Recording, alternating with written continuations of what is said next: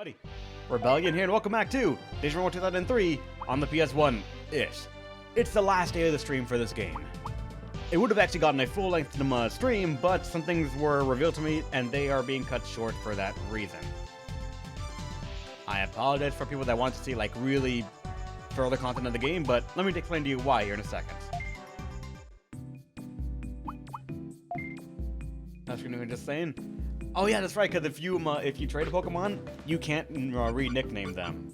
Or you can't, like, change the name, right? I would say for a shiny nickname for Wooloo would be Sir Fluffles. That's what I would call mine. Every Pokemon Center? Oh, alright, then actually it wouldn't really matter, but I would call my Wooloo Sir Fluffles. Yep, because he's fluffy. Actually, if it's a female, then I don't know what I'd call them. I just call them Flaffy.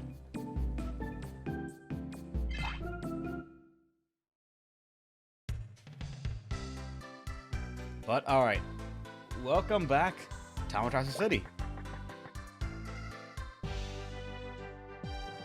In the place, though. But, we are finally in post-game for the game. I was excited to actually do some grinding so I could have some better Digimon for us to see and take on the battle challenges that are going to show up.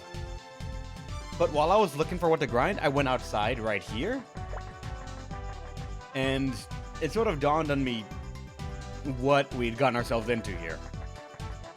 Not only are we in post-game, we can actually probably access a lot of awesome things. They are sort of, gated, in a way. Like right outside the starting city. Post-game, though, what would you find? Still Betamons. I thought when we'd be in the game, there would be like a resurgence of newer, good Digimon that we could sort of look at, but apparently that is not the case. All the areas still have the exact same Digimon in them that when we saw when we played through the story. So I got to thinking, what is a good place to grind in the post-game? I remember they saying the map was limited, so I thought I could go here and check. They only mentioned like the north and east sectors, but this does not tell me what's gated off and what isn't. So I am not sure. And before I went off and started running around, I actually wanted to look and say, so what actually can you do in this game, or can you do in the post-game? I did a little peek through online and found out, while in post-game, you can, if you really want, go ahead and fight the actual champion of the game in terms of combat. I forget who it, I don't even think we actually know who it is, to be honest, but you can fight the battle champion if you wanted to really grind in the game. Unfortunately, though, it's not that simple. You would have to go fight all of the bosses of Amaterasu server. We never had a chance to do that because of the AOA. So I thought we could do that then. But it turns out to fight the boss, or to fight the champion, it's not even a matter of beating the other 4 leaders. You have to do something else. He will not fight you unless you have all 4, all 5 of the legendary weapons, which have their own quest to get. Now you might think, that might not be too bad, to be honest. Here's the thing though, you cannot get all 5 legendary weapons unless you have all 8 starter Digimon at level 45. I didn't get them. I only got Vmon, and I sort of stopped right there because he's the only one that I really wanted. Now, we're in post-game, how would you get them? Turns out it's rather simple. Once all of your Digimon are at least level 45, the game has to go 2 more levels. The people that you would talk to get their DDNA, so you can just get them, skipping the entire point of finding the trainer and just talking to them, so they give that to you. You have to have everyone at level 45. Game on to level 2 levels, then they spawn in the circuit board. Once that is done, find them in the circuit board, good luck doing that without the internet, and you can battle them. They're going to be different ones, they're going to be higher level, but you can get them. Omega Triceramon, how's it going? Welcome to the stream. And if you find them on the circuit board, you battle them, you can get them. But fun fact, if you get them, you now have a level 1 Digimon in your roster, which means the other ones disappear. Level up that Digimon to 45, then go for the next one in the 8 count that you need. Getting 4 more Digimon to level 45 to do quests for them to get the weapons, and then beat the bosses to fight the actual final boss, or the actual final champion, is quite a bit of a grind. Thank you for the follow, Omega Triceramon. You're awesome. When you get them?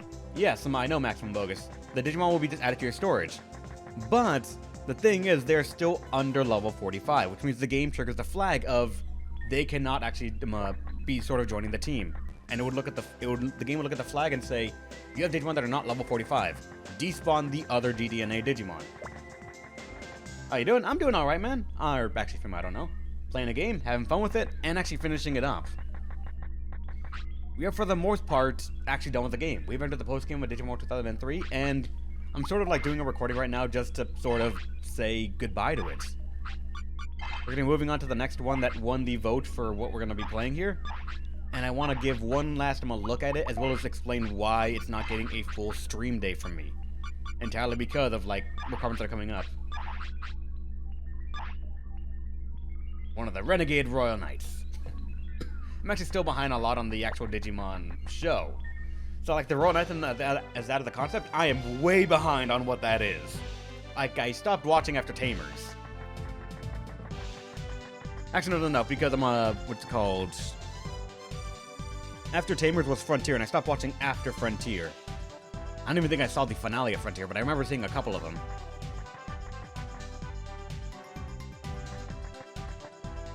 This one AB was, now I need to do some much overgrinding to get stronger. Welcome to Digimon! It's a series that loves grind. I feel like it loves grind almost as much as Disgaea does, to be honest.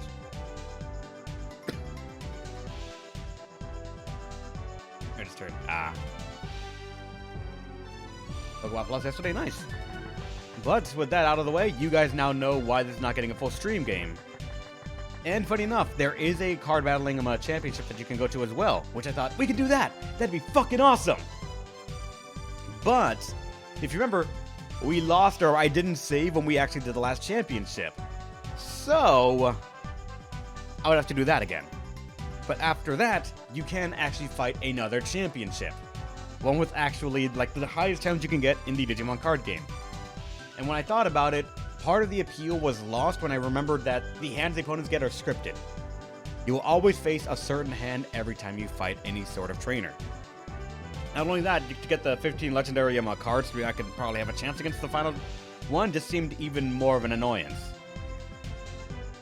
I kind of actually wish that I had peaked myself into what I needed so I could have gotten all this done before the game story was done. It would have actually been easier. Not only that, I wish I had saved on the last stream, because then I could actually have just tackled into the challenge. But no, needing to do something else kind of killed it for me.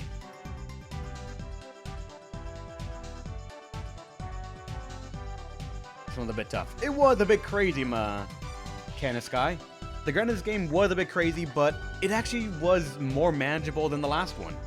Digimon World 2's grind was something special. You had to go back to level 1 to progress. Constantly. While fusing.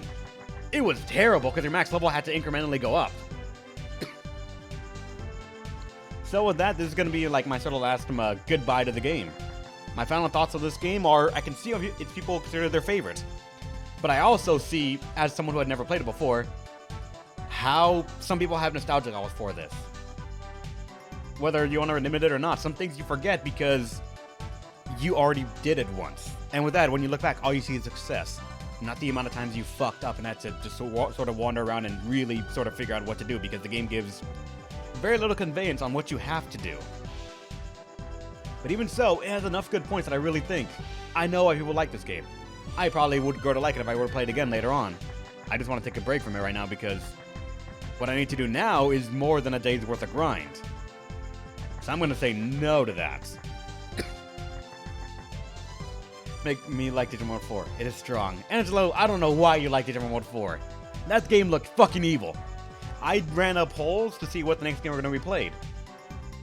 And let me read you the games that were on the poll. These games were all to be possibly played as my Wednesday and Friday stream game.